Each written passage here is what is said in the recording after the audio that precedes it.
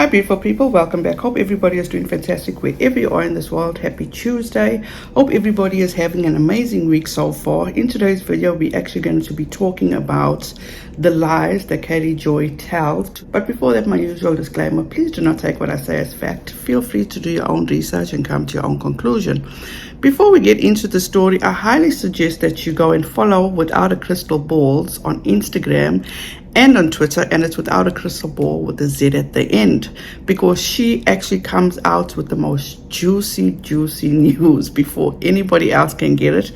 Within the story that I'm going to share with you, I also received this information, and I want to give a huge shout out to this person that did send me this information. I truly appreciate you. Well, the truth has come to light. Let me just refresh your memory in regard to Katie Joy's response to her being reported for the photo of Josh Duggar she released from a source.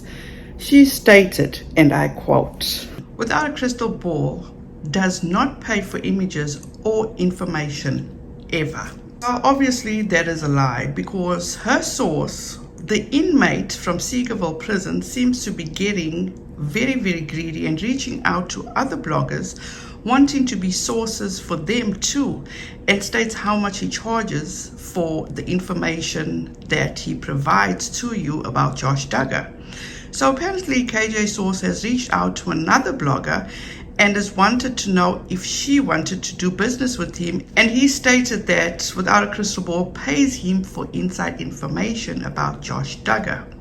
The inmate has been verified by the blogger, and I also did verify this inmate. As you can see, the inmate does state that he is a paid informant for Without a Crystal Ball and other outlets, and he also states what he charges. As you can see from the screenshot here, the person asked him, "Just curious, are you the same source for Without a Crystal Ball users? She has inside sources from the jail also, and how much are we talking in terms of payment, like for picture stories, etc.?" To which he responds and says, "Yes, I'm the same guy. Without a Crystal Ball, the Ashley, Daily Mail, etc. I charge two payments of $500 for 6 months of daily news, pictures, and videos from Seegerville. $500 upfront and then $500 in 90 days. The businessman that he is.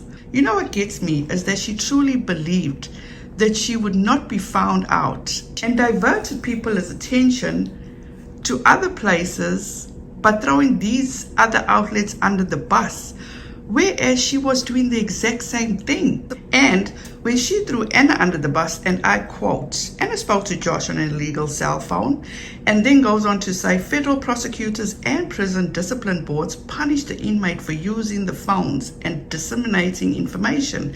They do not penalize people that speak to the inmates. Is that her trying to validate her speaking to an inmate with an illegal cell phone? Just curious. Well, it looks as though KJ will have to recruit another informant, since this one has become very greedy and has outed her, to which we know she's not going to be very impressed at all, and revealed that she does pay him for information on Josh Duggar. And to which Katie Joy will just come out and deny all this as per usual. But let's go back to the statement of Katie Joy, where she stated, dozens of outlets have published the photos of Josh Duggar in prison. Daily Mail has published, tweeted, and paid for an image inside of prison. They continue to republish and share the image.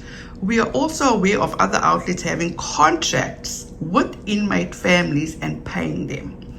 Now pay attention to the way she says that Daily Mail has published, tweeted, and paid for an image, singular, one image.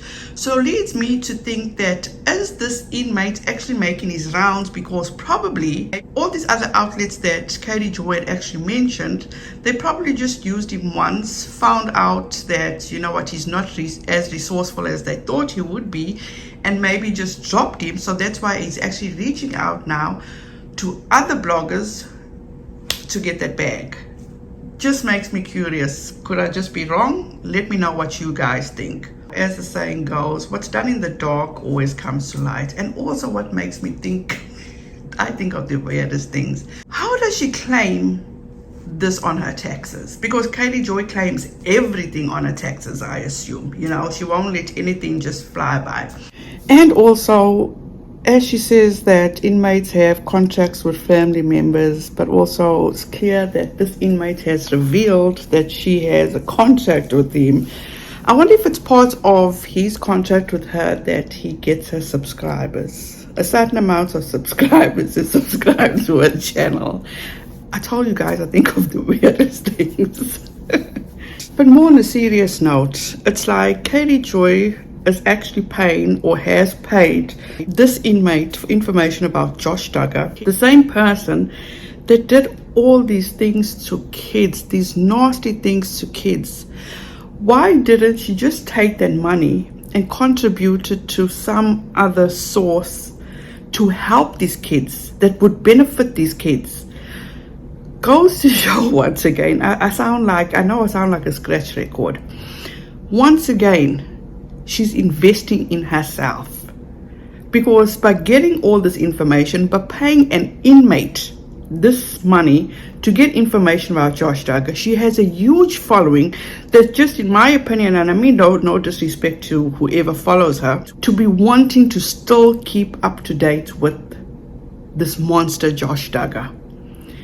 At the end of the day, there's people out there that still want to know about Josh Duggar, the ins and outs, what he's doing, what's happening with him behind bars, and then in turn, she gets the clicks, she gets the views, and then she gets the money. So it is what it is. But then on the other hand, it's like, if you want to be respected, if you want to be known as this journalist, which I never ever will give her that title, just be honest. Just tell the truth. Look how things turned for her. It's not that she had to name her source. Her source actually outed her the other way around. So she can't come out and say, oh, like she did with the Tati trial, she was manipulated. She's the one that's doing the manipulation here. Pay close attention to that. Nobody else is manipulating this whole situation but her. Was quick to throw every other outlet under the bus. Diverted people's attention. Don't look here, there's nothing to see here. I'm good, I don't pay for sources. Because she feels she is that special, where information just gets dropped on her lap. People are lining up to give her information. Bullshit. It's been proven to us. Here it is. She is paying for the information. And what do they say? Invest in your business and you will reap the rewards. And that's exactly what Katie Joy is doing. I thought I'd just come and give you that quick bit of information. Like I said, please feel free to go follow Without a Crystal Balls on Twitter and Balls 2.0 on Instagram. Whatever comes out, she gets the tips first on whatever's going on. So please feel free to go and follow her to keep up to date.